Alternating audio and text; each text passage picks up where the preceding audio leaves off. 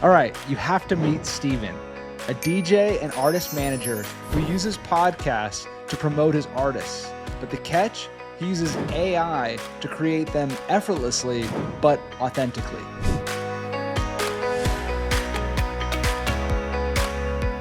All right. Hi, everybody. Thanks so much for joining. Today, I have Steven here, and tell us a little bit about yourself. Well, yeah, I'm a DJ. Started off DJing in middle school. After high school, we got a beat machine, started a studio in the home, all independent, working with artists for the past 30 years. Now I'm a manager managing artists. You can check me out on YouTube, Everlasting Impressions Studios, impressions with a Z at the end.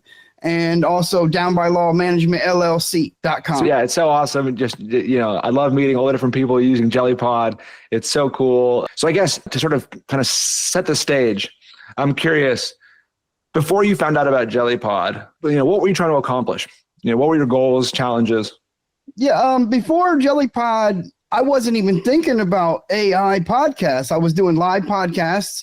And I had stopped because I was doing everything as self-employed, independent LLC owner. And then I started working for an employer again. So once I started working for the employer, the time I had to do my live podcast was like zip to none. So I hadn't done the podcast and wanted to get back into doing it, and was talking with someone at the employer I have about it. And he said, why don't you check into AI podcasts? Of course, I'm a YouTube fan. So I did some research on YouTube videos on how to do the AI podcast, and Jellypod came up. So, somebody shouted you out. I can't remember the exact name, but he shouted you out. And that's how I found out about you. And I put in the request to get the early access, which of course, back in November, we spoke and you granted me that access, and it's been amazing ever since. That's awesome. I'm curious, you were doing podcasting, you stepped away and you wanted to get back to it. I'm curious, why was it so important to you to come back to podcasting? Mainly information, marketing, advertising, promotion for me, my business, my artists, but also analytics sense, you need to have the content on all your, social media sites. So it was a win-win to get the information out there and have the content. Got it. Was there a specific moment where you were like, ooh, I got to get back? Did something happen? Or maybe it was that conversation with your coworker? Yeah, I think that's what did it was, the conversation with the coworker sparked a light bulb in my brain. I don't have to go live. I don't have to wait until I have the time to do it with AI. I can do it on my own time. And it's almost as if I don't have to use as much time and effort myself to do it, where I can utilize AI to write the script in minutes and then use your platform to generate the audio in minutes, and then basically get it to the video to where we can make the video in minutes, and utilize AI to be like my toolkit, so I can use whichever tool I need to make my business run more efficiently. That's awesome. Yeah, we'll have to thank that coworker for sharing Jellypod. And what options, I guess, did you consider in doing this? Was it just sort of immediately, you heard about Jellypod? I mean, clearly you did some research on YouTube and whatnot. Like, what options did you consider? Yeah, first, the option, I didn't really think about, an option where I was cloning myself at first. The option came about because I was looking into creating, like, say, one or two different hosts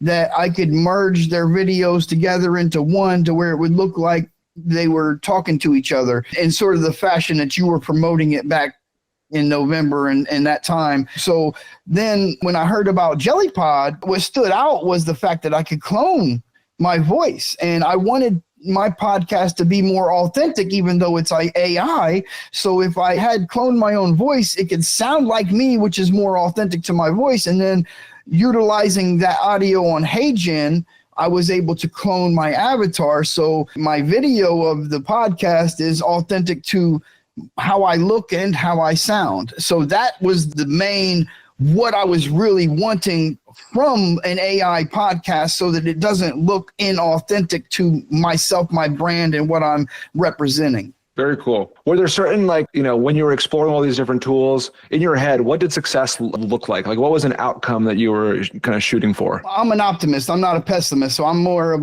the glass is half full than half empty type of guy. So my expectations are very, limited to what I think I can accomplish with whatever tool I'm using so that the results can go above and beyond what I'm expecting. So I do that so that I'm not disappointed in what I'm trying to do. So it's a technique I use so that basically to answer your question, I was able to be blown away with my results because I never expected them to be as great as they are. That's cool. So you came at it for, with a realistic idea, and then it just, it exceeded your expectations. Exciting, man. I'm stoked.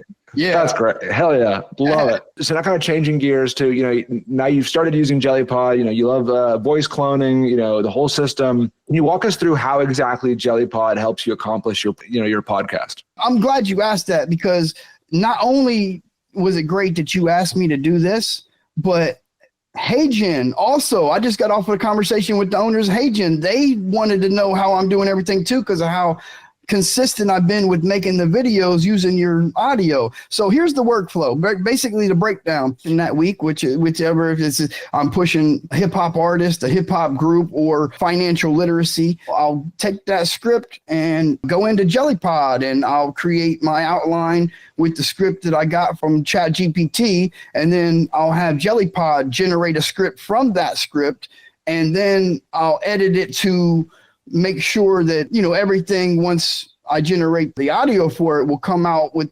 they'll say the words right and this and that, because sometimes they'll put in a website and it'll mess up. So I'll have to make sure that I put, instead of it just a dot, I'll spell it out DOT, so it says dot and stuff like that. There's little things that I've learned that I can use to make it pronounce things the way that I want to. And that's just all me having the experience of doing this on a weekly basis, getting used to your platform. I love it, by the way, but there's certain things I had to get used to when, it would say the name of the podcast, I spelled it differently. So, hustle was spelled with two money symbols instead of spelled the way hustle is. So when it said it, it was saying it weird, and I had to spell it correct so that it would say it correct, even though I spell it differently. Because that's again, the way that the hip hop genre and culture is to spell things a little off than how they're really spelled, kind of like a type style. So once I have that up in there and I get everything correct and I generate the audio, the RSS feed's already going to Amazon Music and my YouTube channel, but then I take that audio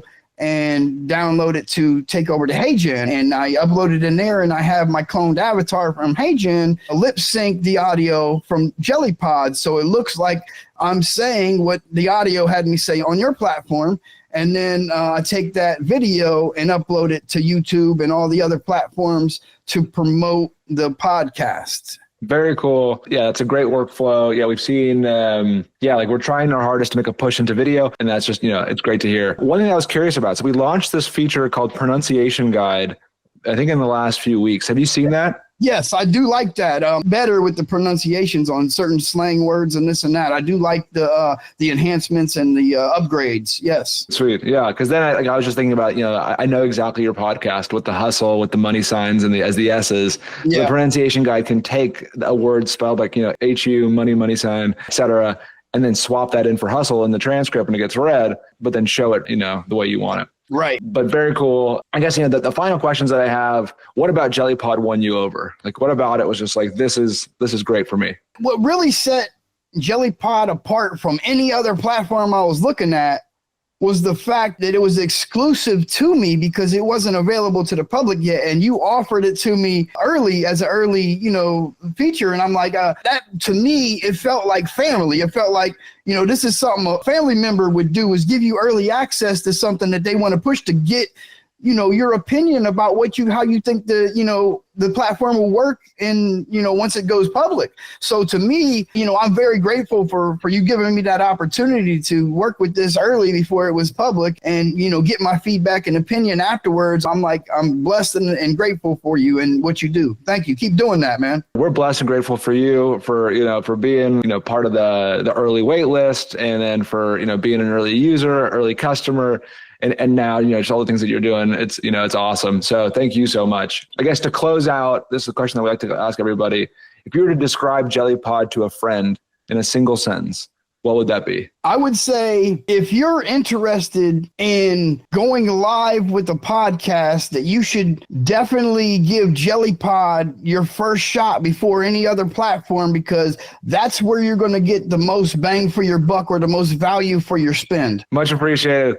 Thank you so much, Steven. Thank you. I hope you have a great rest of your day, and thank you so much for hopping on. Thank you. You too. Much appreciated. God bless.